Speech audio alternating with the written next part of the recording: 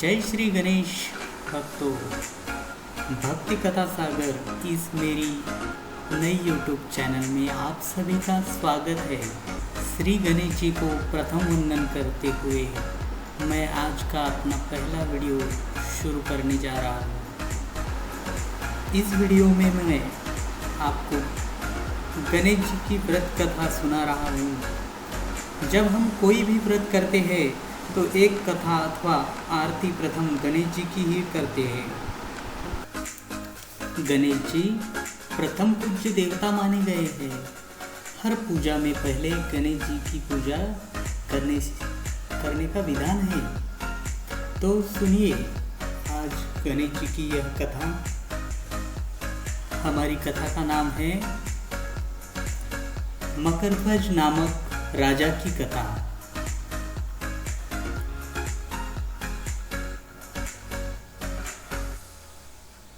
पार्वती जी ने पूछा कि हे गणेश जी, चैत्र कृष्ण चतुर्थी को गणेश की पूजा कैसे करनी चाहिए? इस दिन भोजन क्या करना चाहिए? चैत्र मास के गणपति देवता का क्या नाम है? उनके पूजन आदि का क्या विधान है? सो आप मुझे कहिए। गणेश जी ने कहा कि महादेवी, चैत्र कृष्ण चतुर्थी के दिन विकट नामक गणेश की पूजा करनी चाहिए। दिन भर व्रत कर रखना चाहिए। रात्रि में षोडशोपचार से पूजन करना चाहिए। ब्राह्मण भोजन के अनंतर स्वयं व्रती को इस दिन पंचगव्य गौ का गोबर, मूत्र, दही, दूध, घी पान करके रहना चाहिए। यह व्रत संकट नाशक है। इस दिन शुद्ध घी के साथ बिजौरे नींबू का हवन करने से 5 स्त्रियां भी पुत्रवती होती है। हे शैलपुत्री, इसका इतिहास बहुत विचित्र है। मैं उसे कह रहा हूँ। इसके स्मरण मात्र से ही मनुष्य को सिद्धि मिलती है। प्राचीन काल में सतयुग में मकरध्वज नामक एक राजा हुए। वे प्रजा पालन के प्रेमी थे। उनके राज्य में कोई निर्धन नहीं था। चारों वर्ण ब्राह्मण, क्षत्रिय, वैश्य, शूद्र अपने अपने धर्मों का पालन करते थे। प्रजाओं को चोर डाकू आदि का भय नहीं था। प्रजा स्वस्थ रहती थी। सभी लोग उदार, सुंदर, बुद्धिमान, दानी और धार्मिक थे। इतना सुंदर राज्य शासन होते हुए भी राजा को पुत्र की प्राप्ति नहीं हुई। तत्पश्चात महर्षि याज्ञवल्क्य की कृपा से उन्हें कालांतर में एक पुत्र की प्राप्ति हुई। राजा राज्य का भार अपने मंत्री धर्मपाल पर सौंपकर विविध प्रकार के खेल खिलौने से अपने राजकुमार का पालन पोषण करने लगे। राज्य शासन हाथ में आ जाने के कारण मंत्री धर्मपाल धन धान्य द्वारा समृद्ध हो गए। मंत्री महोदय को एक से एक बढ़कर 5 पुत्र हुए। मंत्री पुत्रों का धूमधाम के साथ विवाह हुआ और वे सब धन का उपयोग करने लगे। मंत्री के सबसे छोटे लड़की की बहू अत्यंत धर्मपराई थी। चैत्र कृष्ण चतुर्थी आने पर उसने भक्तिपूर्वक गणेश जी की पूजा की थी। उनका पूजन और व्रत देखकर उसकी सांस कहने लगी, अरे क्या तंत्र मंत्र द्वारा मेरे पुत्र को वश में करने का उपाय कर रही है। बार बार सास के निषेध किए जाने पर भी वह बहू न मानी तो सास ने कहा, अरे दुष्टा, तू मेरी बात मान नहीं रही है। मैं पिटकर तुझे ठीक कर दूंगी। मुझे यह सब तांत्रिक अभिचार पसंद नहीं है। इसके उत्तर में बहू ने कहा, हे सासू जी, मैं संकट नाशक गणेश जी का व्रत कर रही हूँ। यह व्रत अत्यंत फलदायक होता है।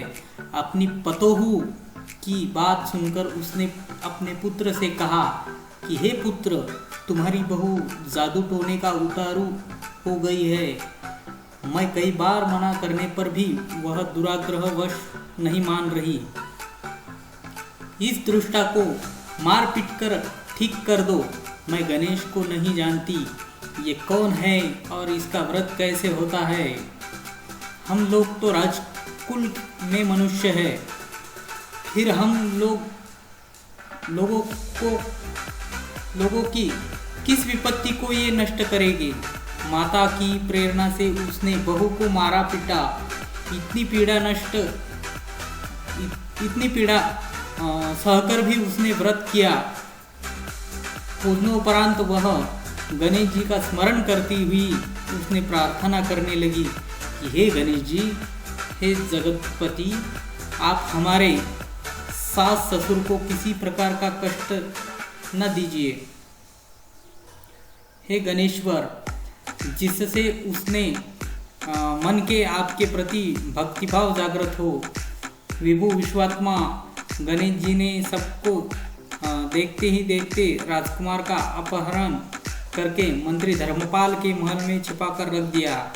बाद में उसके वस्त्र आभूषण आदि उतार कर राजमहल में फेंक दिए और स्वयं अंतर्धान हो गए। इधर राजा ने अपने पुत्र को शीघ्रता से पुकारा, परंतु कोई प्रत्युत्तर न मिला।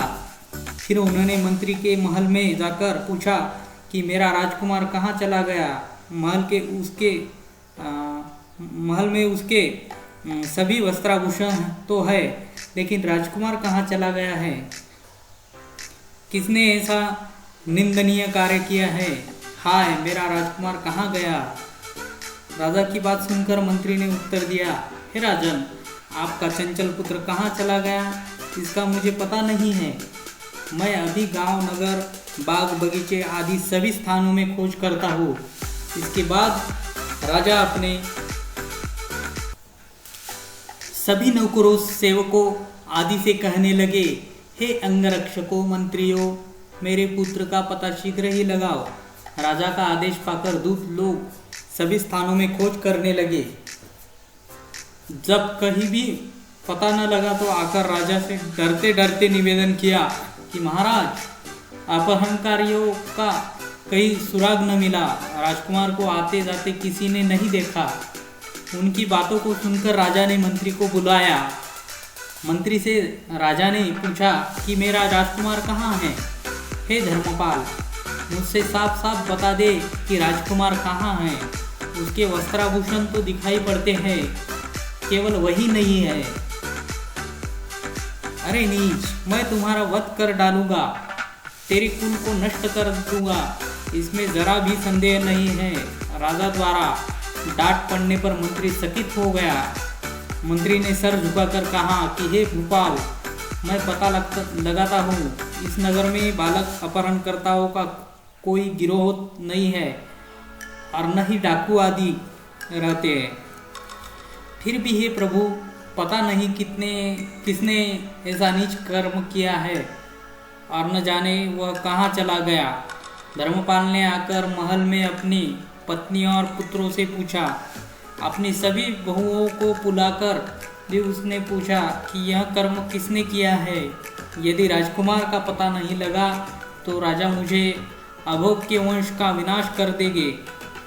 ससुर की बात सुनकर छोटी बहू ने कहा कि हे दादी जी, आप इतने चिंतित क्यों हो रहे हैं। आप पर गणेश जी का कोप हुआ है, इसलिए आप गणेश जी की आराधना कीजिए। राजा से लेकर नगर के समस्त स्त्री पुरुष, बालक वृद्ध संकटनाशक चतुर्थी का व्रत विधिपूर्वक करे तो गणेश जी की कृपा से राजकुमार मिल जाएगी। मेरा वचन कभी मिथ्या नहीं गया। छोटी बहू की बात सुनकर ससुर ने हाथ जोड़कर कहा कि हे बहू, तुम धन्य हो, तुम मेरा और मेरे कुल का उद्धार कर दोगी। गणेश जी की पूजा कैसे की जाती है? हे सुलक्षणी, मुझे बताओ। मैं मंद बुद्धि होने के कारण व्रत के महात्म्य को नहीं जानता हूँ। हे कल्याणी, हम लोगों से जो भी अपराध हुआ हो उसे क्षमा कर दो और राजकुमार का पता लगा दो। तब सब लोगों ने कष्टनाशक गणेश चतुर्थी का व्रत करना आरंभ किया। राजा सहित समस्त प्रजाजनों ने गणेश जी की प्रसन्नता के लिए व्रत किया। इससे गणेश जी प्रसन्न हो गए सब लोगों के देखते ही देखते उन्होंने राजकुमार को प्रकट कर दिया।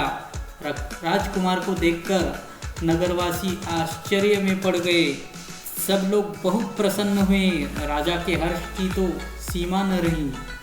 राजा कहे, उठे गणेश जी, धन्य है और साथ ही साथ मंत्री की कल्याणी पतोह भी धन्य है, जिसकी कृपा से मेरा पुत्र यमराज के जहाँ जाकर भी लौट आया। अंत सब लोग इस संतानदायक व्रत को निरंतर विधिपूर्वक करते रहे।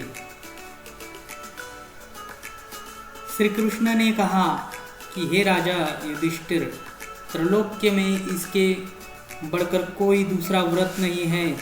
हे कुरुकुल दीपक, आप भी अपने लिए क्लेशों के शमनार्थ इस व्रत को अवश्य कीजिए। श्री कृष्ण जी के मुख से इस कथा को विस्तार पूर्वक सुनकर युधिष्ठिर ने बड़े ही भक्तिभाव से चैत्र कृष्ण चतुर्थी का व्रत किया और गणपति की कृपा से अपने खोए हुए राज्य को पुनः प्राप्त कर लिया।